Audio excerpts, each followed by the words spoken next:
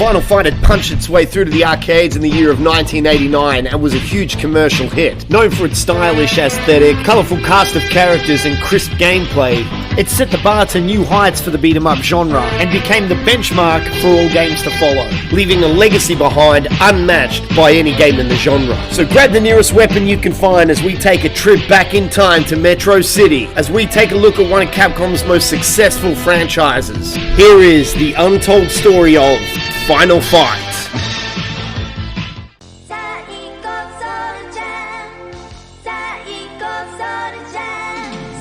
Our story begins at a little-known company named Capcom, which in 1989 is far from the juggernaut that we all know it today. It was the year that 2D side-scrolling beat-em-ups were all the rage, and Technos Japan ruled supreme in the arcades with entries like Double Dragon and Renegade. Akira Nishitani, who had been everything from a game journalist to a developer, worked at Capcom during its humble beginnings, and unfortunately wasn't a fan of the beat-em-up genre, and asked himself, how can I make it more interesting? And thus began developing the game that would perfect the genre. At the onset of development, Akira Nishitani originally set out to make Final Fight its own original game. However, due to the popularity of Capcom's mega hit Street Fighter, the top brass at Capcom quickly changed the name of Final Fight to Street Fighter 1989, intending it to be a sequel. But once the game had been play-tested, it was obvious to everyone that they had a massive hit on their hands. And thus the Street Fighter name was dropped and Final Fight was born. The game kicks off in the fictional world of Metro City, a city plagued with crime perpetrated by the evil Mad Gear Gang.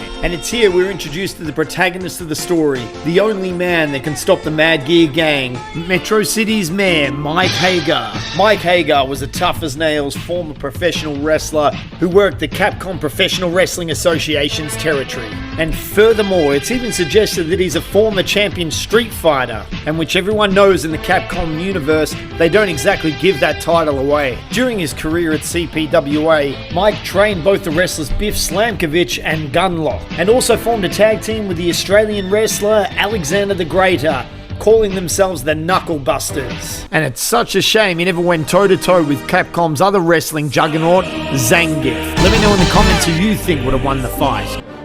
Mike Hagar is loosely based on the former professional wrestler, the Macho Man Randy Savage. The cream of the crop! With his ring name in Slam Masters being Mike Macho Hagar. And even their winning poses are the same, as Mike Hagar holds his daughter Jessica on his shoulders in the very same fashion that the Macho Man did it with Miss Elizabeth. And speaking of Jessica, she had been the recipient of Gunlock's unwanted advances. This not only upset Daddy Mike, but also caused a fight between Gunlock and Jessica's boyfriend, our second hero of the story, Cody. Cody Travers is a street brawler from Metro City, who had studied both boxing and martial arts since the age of 9, and is loosely based on the character Tom Cody from the 1984 film Streets of Fire. And I'll be coming for you too. Sure you will. And I'll be waiting.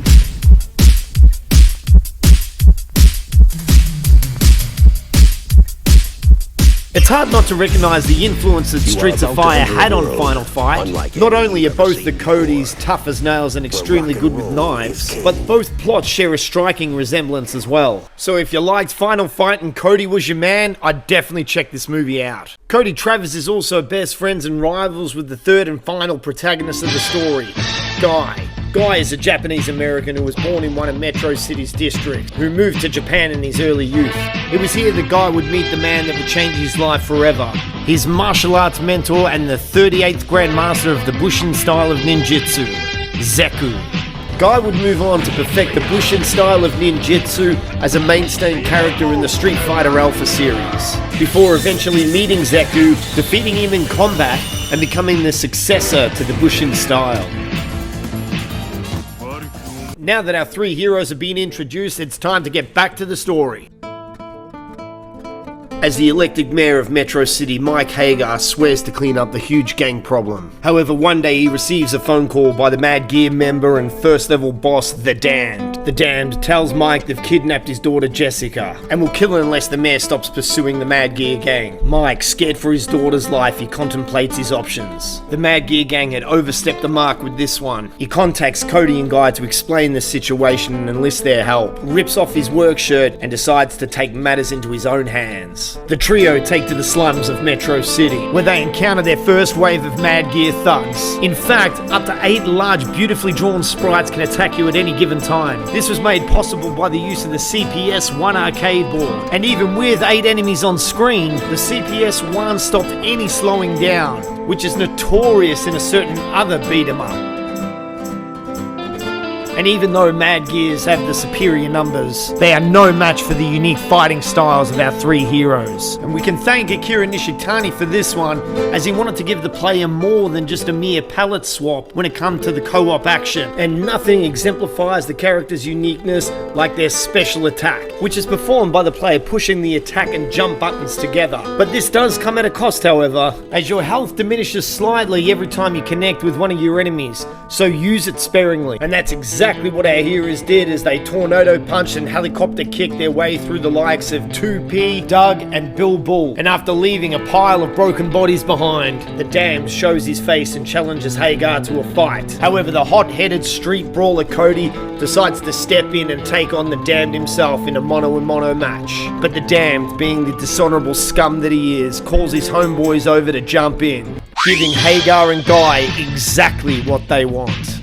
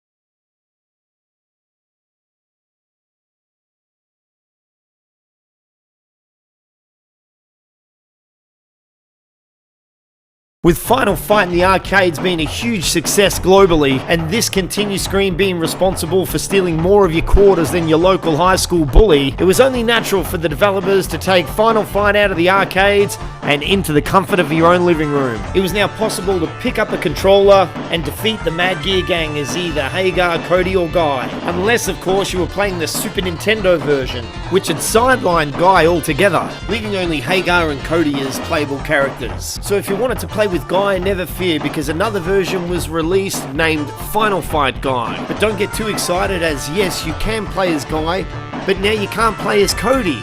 And what's worse is that neither game supports 2-player couch co-op. And that's not even the only change the Super Nintendo version had made. For example, due to the hardware limitations of the Super Nintendo, only up to 3 enemies could appear on screen at any given time, which is a massive decrease from the CPS arcade version.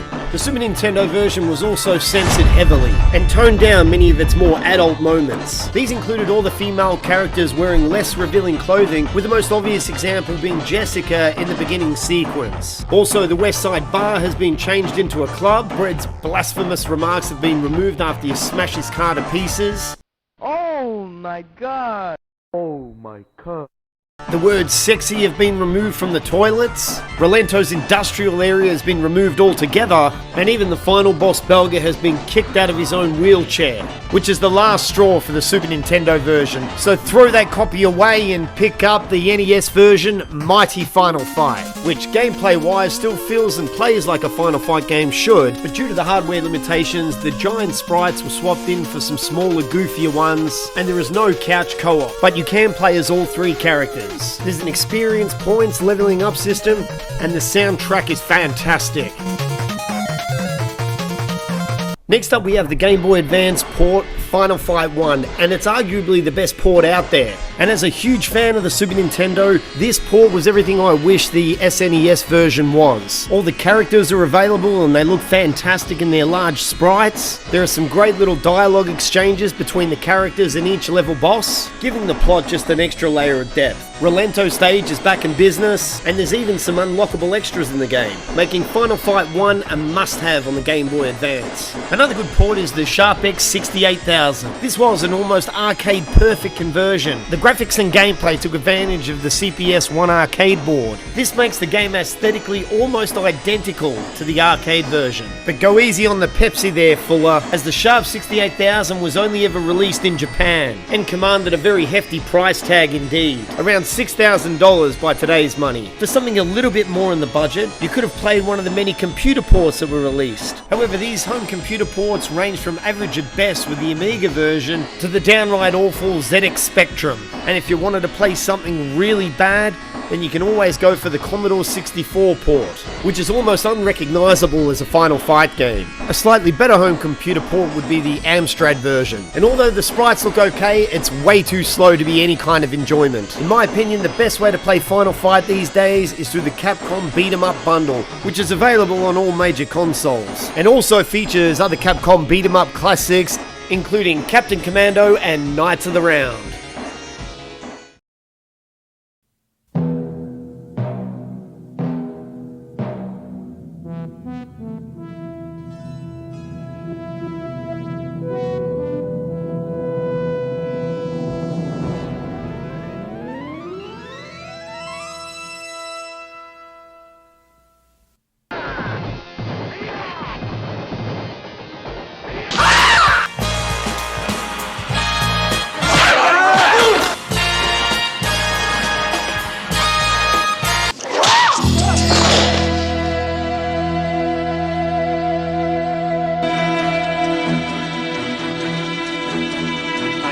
How good you are. And you must be tired of living. Well, we fight alone or all together? It'll just take me to show you.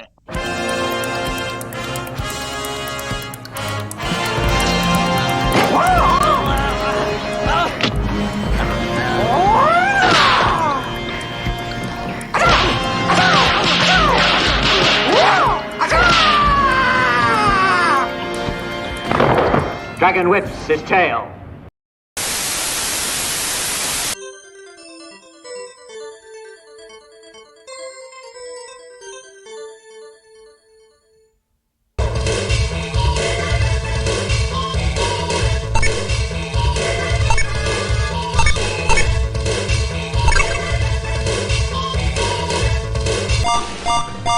Cody Travis versus Eddie E.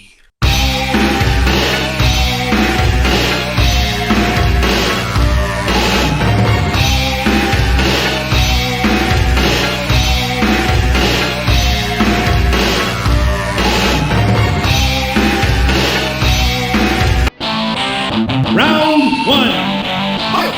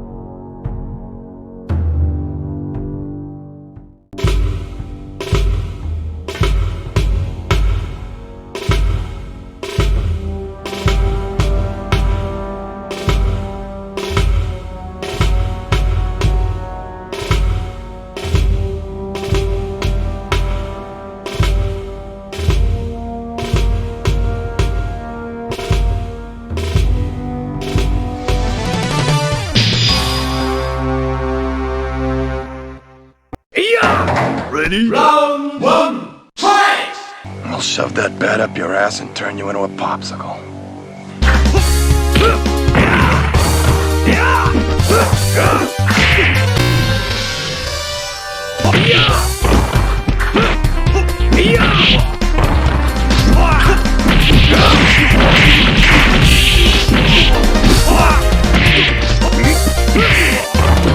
Two hours later.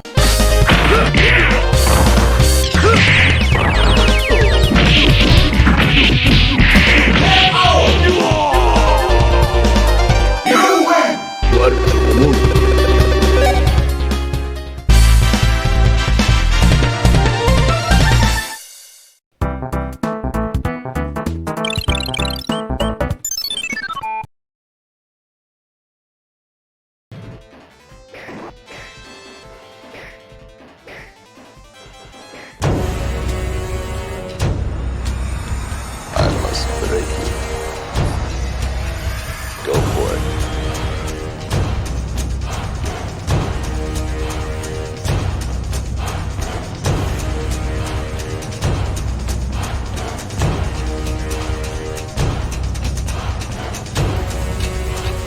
If he dies, he dies.